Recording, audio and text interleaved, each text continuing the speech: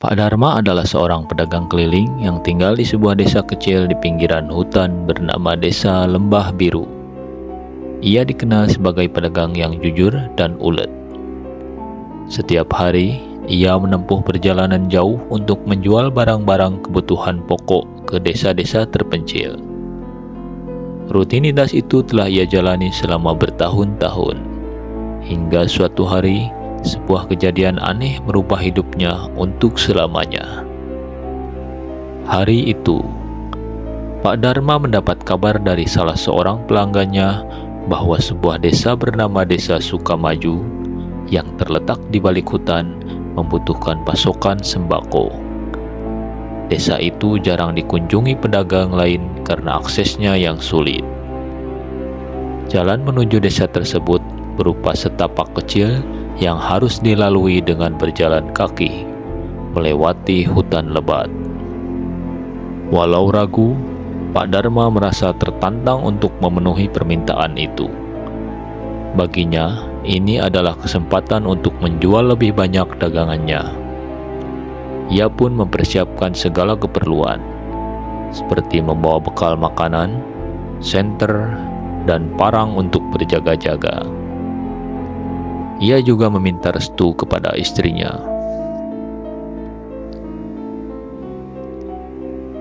"Kamu yakin mau pergi, Pak? Hutan itu terkenal angker loh," tanya istrinya dengan cemas. Pak Dharma tersenyum. Tenang saja, Bu. Doakan saya selamat ya. Lagi pula ini hanya perjalanan singkat." Setelah pamit, ia berangkat pagi-pagi sekali. Langit masih gelap ketika ia mulai melangkah memasuki hutan. Suasana pagi yang dingin membuat tubuhnya menggigil. Namun, ia tetap berjalan dengan semangat. Semakin jauh ia berjalan, semakin terasa keheningan yang tidak biasa. Burung-burung yang biasanya berkicau di pagi hari mendadak sunyi. Angin yang tadinya bertiup lembut tiba-tiba berhenti. Pak Dharma mulai merasa ada sesuatu yang tidak beres. Setelah beberapa jam berjalan, ia melihat sebuah batu besar yang ditutupi lumut. Batu itu seolah menjadi penanda bahwa ia telah memasuki area yang jarang dilalui manusia. Ia merasa sedikit lega ketika menemukan jalan setapak kecil yang menurut petunjuk warga desa akan membawanya ke Desa Sukamaju.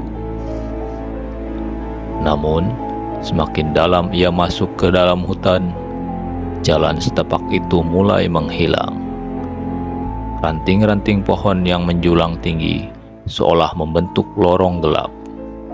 Cahaya matahari tidak lagi menembus dedaunan. Pak Dharma merasa tersesat. Ia mencoba berbalik arah, tetapi anehnya, jalan yang tadi ia lalui tidak lagi terlihat. Segala sesuatu di sekitarnya terasa asing, seolah-olah hutan itu telah berubah bentuk. Perasaan cemas mulai merayapi dirinya. Saat kebingungan mencari jalan keluar, Pak Dharma mendengar suara langkah kaki dari kejauhan. Ia merasa lega, berpikir mungkin ada penduduk yang bisa membantunya.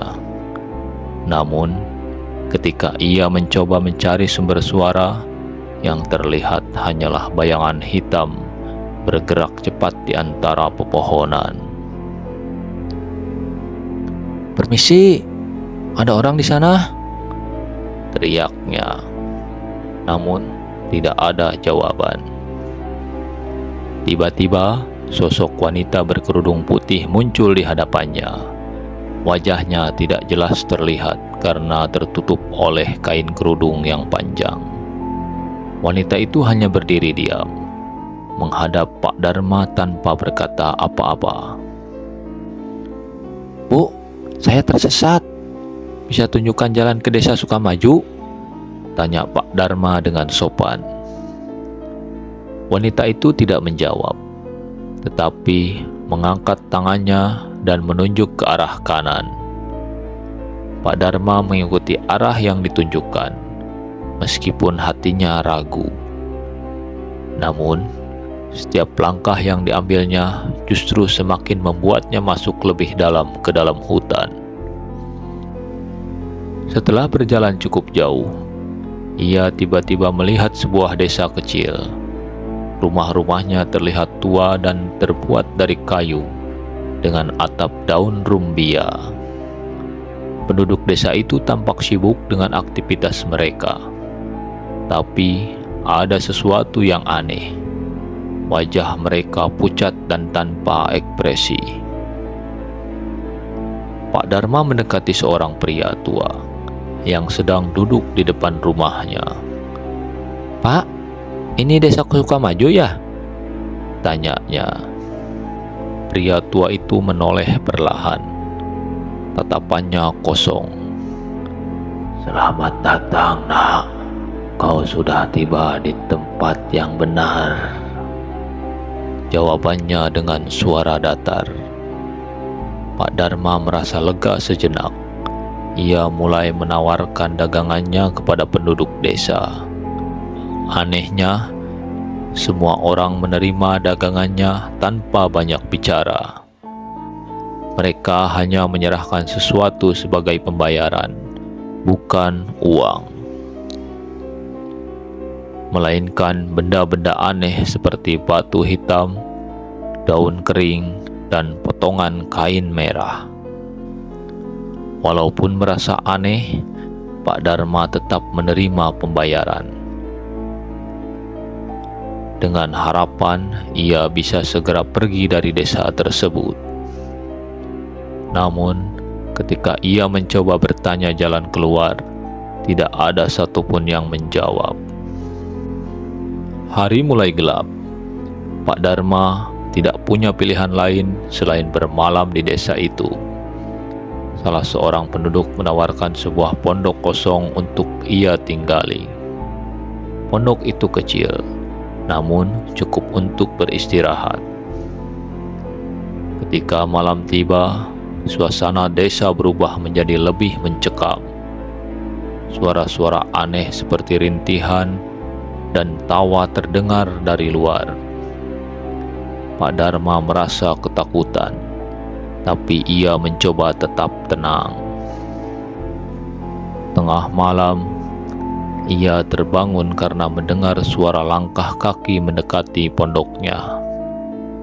Ia mengintip melalui celah dinding, dan apa yang dilihatnya membuat darahnya membeku. Penduduk desa yang tadinya terlihat biasa, kini berubah menjadi sosok menyeramkan. Mata mereka merah menyala, tubuh mereka kurus kering, dan mereka berjalan dengan gerakan yang tidak wajar. Pak Dharma segera mengunci pintu dan mencoba berdoa agar malam itu segera berlalu. Namun, suara-suara itu semakin mendekat, hingga akhirnya pintu pondoknya diketuk keras. Pagi harinya, Pak Dharma terbangun dan mendapati dirinya berada di tengah hutan.